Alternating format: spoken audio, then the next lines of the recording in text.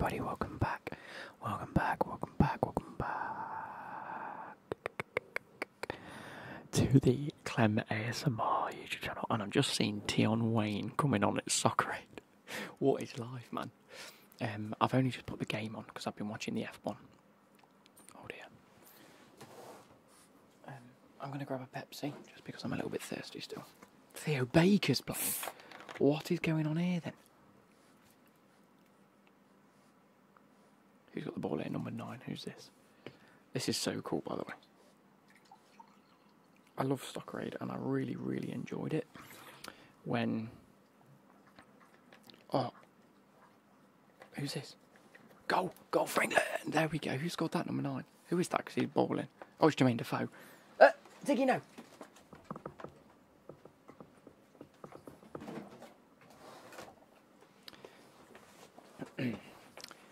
Hey everybody, welcome back to the Clem ASMR YouTube channel. Now I've got myself making myself dinner, but it don't stop me. I've currently got Soccer Aid on.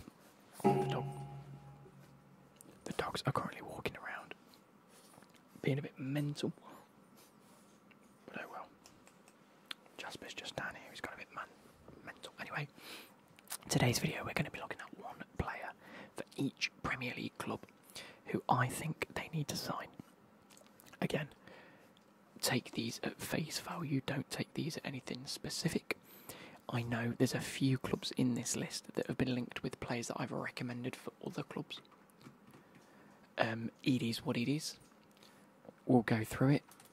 A lot of these players are either ones that will be sold in the transfer window, so these are a club that I think they'd fit most likely at, or just someone I think it could work well with. Anyway, starting with Arsenal. I've gone for Dominic Solanke as a striker. £65 million from Bournemouth he's valued at. They're in much need of a striker. The obvious one would be the likes of Sesko, Ivan Toney. However, I've put them for other clubs, unfortunately. It's just one of those where any of the clubs that are going to pick up different strikers could go. Or there's a market of maybe 5 or 6 strikers this season. Down. Yeah, there's a market of 5 or 6 strikers. They could end up at 5 of the 6 clubs that I've got listed down here. So it is what it is. Anyway, £65 million. I think it's worth it. I think he's had an exceptional season at Bournemouth. He's finally coming into that age bracket where you're in your prime. Arsenal are needing a player that's in the prime that can score Premier League goals and will fit the system. I actually think Dominic Solanke is a better fit than Ivan Toney personally. Moving on, we have Aston Villa. I've gone with Conor Gallagher. I think he is likely to leave Chelsea. I don't want him to. I want him to be at Chelsea for as long as possible. However, if Chelsea do need to raise funds for the upcoming seasons, I think he is a player that they will look to sell on regardless. And whether he goes this summer or not, I think if he goes, I think you're going to get more for him this summer than next summer, personally. Aston Villa are in the need for a midfielder. One, because Douglas Luiz might... Is it Douglas Luiz? It is Douglas Luiz, yeah, he might leave. You've got players like John McGinn, who are exceptional, but I think there's an area for a Conor Gallagher type player in there. Valued at about £45 to £50 million. I know Chelsea want £50 million for him. I think they could be tempted for a little bit less, which is why I've gone £45 million. Ziggy, away. Get away. I'm so sorry. It's just one of those where Conor is also linked with the likes of Aston Villa and Atletico Madrid. I think he might want to stay local in terms of England. I don't think he particularly wants to go abroad unless it's to... Well, I suppose Atletico Madrid's probably a better team than Aston Villa in terms of stature. I don't know, maybe. Aston Villa do have a big history, it's just whether he'd like... I think I prefer Atletico Madrid over Aston Villa personally. Anyway, moving on to Bournemouth. Now there are plenty of teams in this list, like Brentford, Fulham, Ipswich. Actually, Ipswich is quite easy. Forest, Southampton, all with very difficult sort of things to look for in terms of what I think they need and where they'd go. However, Bournemouth's defence. I think it needs a bit of work. Obviously, if Solanke leaves, they'll go in for a big striker. But up until that point, I don't want to be guessing. So, I've gone with Coney de Winter. Hear me out, he's from Genoa. He's valued at about £12 million, played a lot of minutes last season, I think. Did he? I think I did. I did this list a little earlier on in the day. Made 29 appearances, made 2,380 minutes. Played a lot in the Serie A for Genoa. Very, very young, isn't he? He's like 18. He's 21, so he's 21 years of age. Get off! Wait. Go. Go.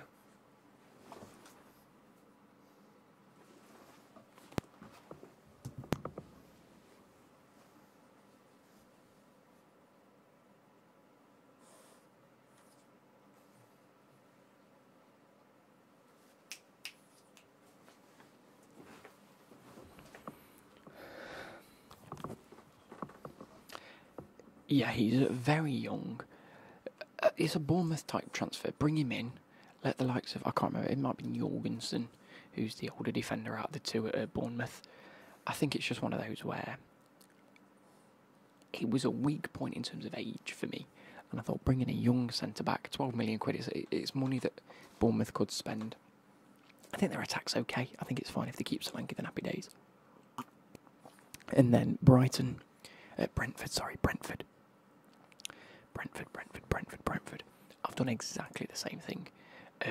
Centre-back, I think they're needing... I think Brentford's... Let's have a look. I did do a bit of research, but I did all this morning. If we look at the side that they're tabling, Pinnock and Nathan Collins. Nathan Collins 23, Pinnock 31. Going to a different game. Jorgensen's at Brentford, 34. Okay, so Bournemouth, I'm not entirely sure what I was waffling there, but I did identify centre-back. Maybe they're linked with someone like that, I don't know. Brentford, the same reason. You've got two defenders over 30, one young player coming through, add another one on. And I think this is my sort of most underrated pick from the whole lot. Is a 19-year-old defender from Club Brugge. This screams as a Brentford sort of signing. £5 million he's rated. He made 27 appearances last season, but he did play 2,000 minutes, so I think he played every minute, whatever. He played 7 games in the Conference League, 5 games in the Conference League qualifiers. He's putting in the time and the effort, and he seems very, very, just a solid option. Can play right and left centre-back. He's, like I say, he's valued at £5 million. I think Brentford could use a player like that. I think it just screams a Brentford signing. Anyway. Moving on to Brighton. I don't think they've properly replaced Caicedo. Oh, Mini Minter's coming on for Eddie Hearn. Never thought I'd say that in my life. Here we go, Mini Minter playing the last 20 minutes at Stamford Bridge. Pretty cool. Yeah, so I don't know. They've got Billy Gilmore and they've got Pascal Gross. I don't necessarily think that that's a formidable CDM partnership because they play 4-2-3-1. Depending on the manager that they bring in, he might look to change that. But I've identified Matteo Prati from Cagliari, £10 million, another player that has got a huge potential in football. Prati, is that his name? Matteo Prati? No. There we go, Matteo Prati. 20 years of age. He is rumoured to move to Roma, so I think he is available to be sold. Like I say, valued at £10 million. Another one, he played 26 appearances, got a goal and an assist throughout the season. Just another one of those where now he's sort of played a season, he's put the minutes in. He's just another sort of Brighton signing. Buy him cheap, let him have a season or two to flourish, and if he plays well, sell him for 60, sort of thing. Moving on to Chelsea, I've gone Benjamin Sesko. That's the striker that I 100% want. I heard the comments in the last video that said, don't just look at stats with Sesko, look at what he brings to the game, and I understand that. I think he has around about a £50 million release clause, so I've put his value at 50 million from RB Leipzig. Either way, I think Chelsea are going to sign a striker. I think it's going to be down to Sesko to decide where he goes, whether it's Arsenal, whether it's Spurs, whether it's Man United, one of these teams. I think it's fair. Quite an easy one, especially for this channel. Moving on to Crystal Palace. Now, I've said with Elise and Eze potentially leaving the club if the correct sort of offer comes in. I've just seen, who's the guy that does the podcasts? What's his name? Do you know the one that promotes Huel? I've just seen a keeper hit the ball against him and it hit the post and go in. That's class. Anyway, with the likes of Eze and Elise potentially leaving, I think it opens a gap for either how can I put this? A tricky winger / technically gifted attacking midfielder in a sense. And I think this player, he needs to be freed. I think he needs to see European football. I think he might go down as one of the only players that if he doesn't ever come to Europe, I think it's a waste of a career, and that's Thiago Almada. Absolute football manager. God. You know, he's one that everybody signs all the time. And he's an absolute beast. Huge potential still. Putting in the minutes, he's played very, very well for a number of seasons now. I think Crystal Palace might be a good home for him if they lose the likes of Eze or Elise. So, one of them, let me know what you think. Again, Almada could go anywhere in world football, I think. Valued at £27 million, I think if Crystal Palace get good money for Eze and Elise, I think Almada's a brilliant alternative for a good price. And save him from the MLS. He doesn't deserve the MLS. Moving on to Everton. I've called this one just because Branthwaite potentially leaving. They are already looking at alternatives. I have done the research. This name popped up 9 times out of 10, and that's Maxime Esteve from Burnley. Burnley centre back, valued at around. So he's valued at 7 million, but it looks like Burnley are willing to let him go for 10. I don't know whether that's like a relegation thing. I think a lot of these teams like Everton, Forest, Leicester, Southampton are all going to pick up players from the teams that have been relegated that are good quality Premier League players. And that's why I think someone like Maxime Esteve from Burnley, they've been relegated, he probably doesn't deserve to be in the Championship. I think it could be a very good option for them. Moving on to Fulham. With the likes of Paulinho, very, very close to going to Bayern Munich, isn't he? Paulinho. I think it's pretty much over the line. João Paulinho, let's do that. João Paulinho. There's a 9 hours ago, it was a Welcome to Bayern Munich compilation.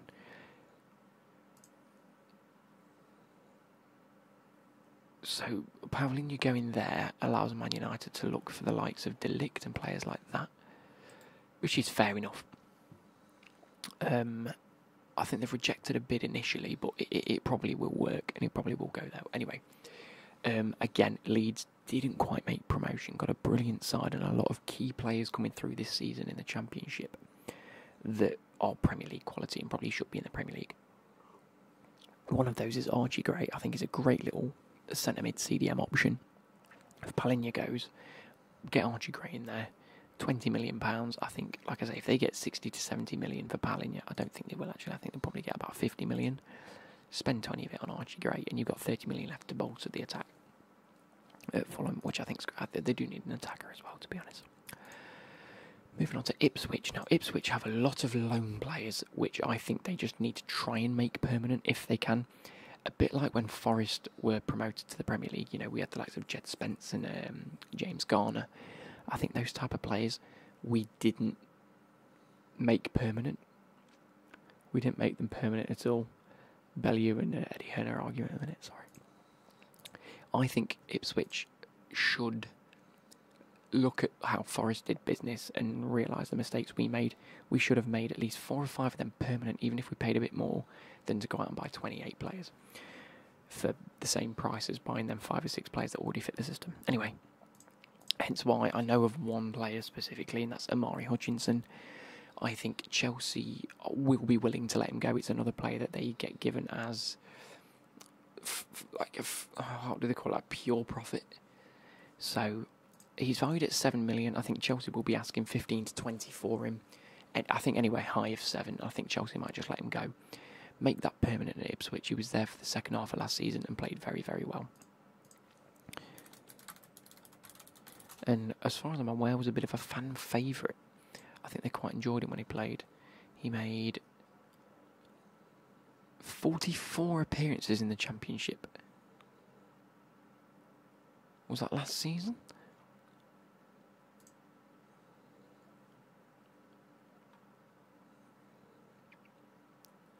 I don't want FA Cup, I want Championship.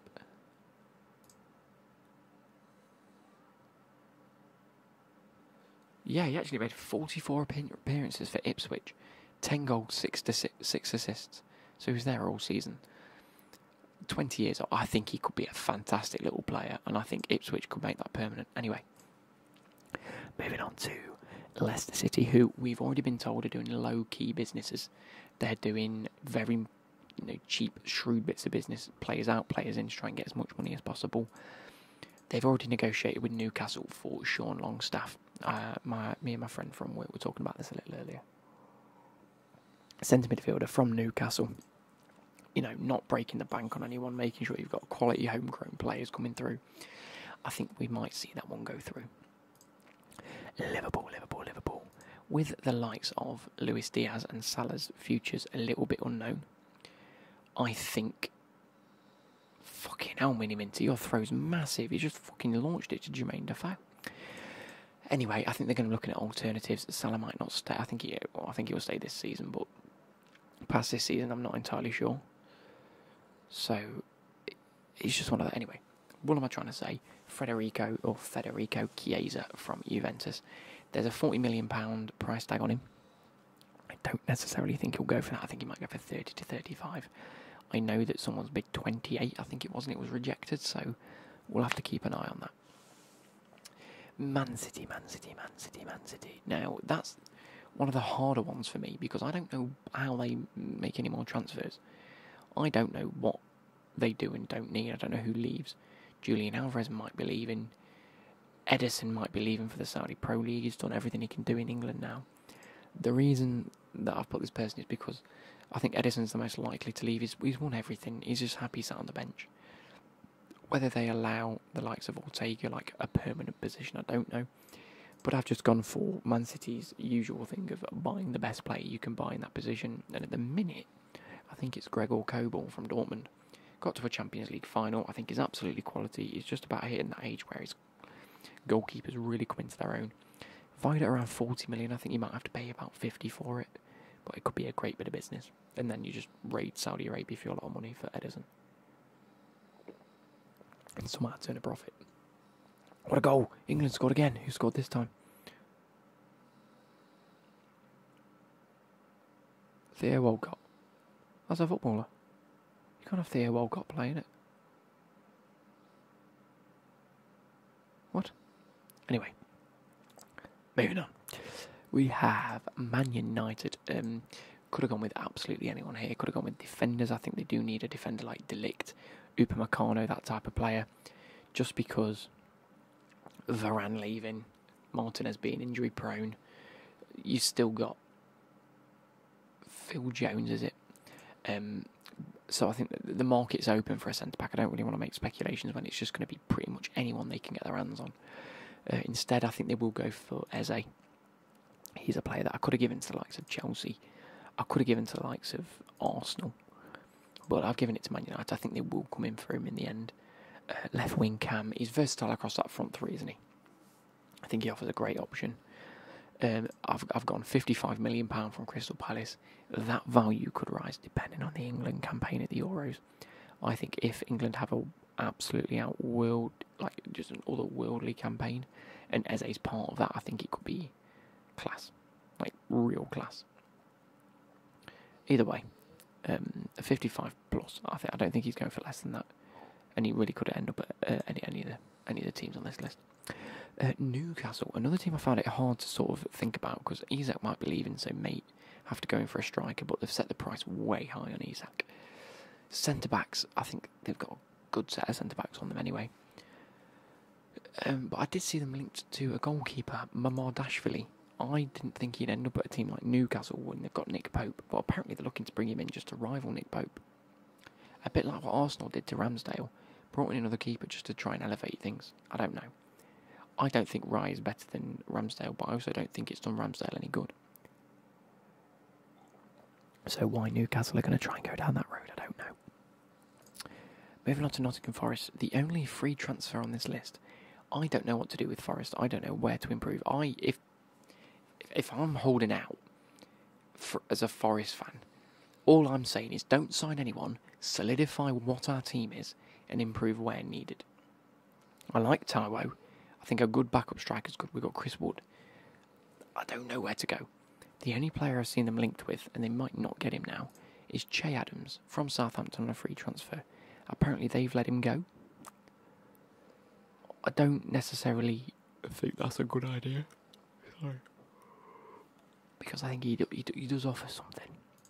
But I just think Forest might get a points deduction anyway because of breach of transfer. Bringing a player on a free transfer. He's the only one they're linked to. I don't know. Forest is a stupid one because they could go and sign 28 players again this season. I don't know. Moving on to Southampton. This one was a bit more clear-cut. Again, the likes of Southampton and them teams that have come up are more than likely going to raid the relegated teams for their better players. And the one person that I've seen them linked with is Gustavo Hamer. Centre mid CDM to bolster that Southampton midfield since they've lost Lavia. I don't really know how they've been in the midfield. I think defensively, okay. I don't know who they've got in goal. Forster, I think it still is. Their attacking sense is class. So just bolster that midfield, centre mid CDM. £15 million from Sheffield. I think Southampton with the promotion money and that they go through the playoffs.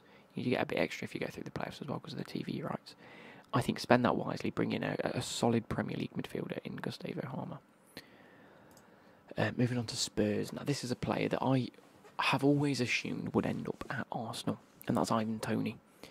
Spurs are in need of a striker. I think Son's better played behind a striker or on the wing. As good as he's been as a striker, I don't think it's his best position. Therefore, I think him being linked to Spurs, and Spurs very much needing a striker now, go hand in hand. He's valued at £40 million. I'm surprised Arsenal haven't just solidified that and offered 45 and gone, come on, we need it. He's Premier League quality, he's so good. Oh, what a save. But yeah, apparently Spurs looking to time down. I've already negotiated with Brentford about 40 million. It's looking likely to be accepted. We'll see if he goes. I think from the rest of the Premier League sort of side of things, I think they're waiting on seeing what price is agreed and trying to hijack the deal and not having to do all the dirty work in terms of negotiating. West Ham, another very difficult one for me. I don't think they've replaced Declan Rice properly. I really don't. So I looked at CDMs, and there's a name popping up, Alex Garcia or Alex Garcia from Girona. Again, they've had an absolute worldy campaign this season. Man City's sort of sister club. I think if West Ham do go in for him and get him, specifically at this price, I think it could be the best bit of business this transfer window. Personally, I think. Oh, Defoe, come on. Yeah, I think if they do, I think we'll be looking back on this in a season's time and going, steal. And that's for £25 million. He's valued at 25. They might ask for 40. I don't know. In which case, you have to think of it a bit different. If they can get someone of that quality for £25, I think it could be very, very good. He's had a standout season for Girona. And then last but not least, we are looking at Wolverhampton Wanderers. A player here that's been thrown around the houses a bit. Armando Broja. I think Wolves need a striker. Armando Broja more than likely going to Monaco, which I think is a brilliant move for him. Get him out of the country.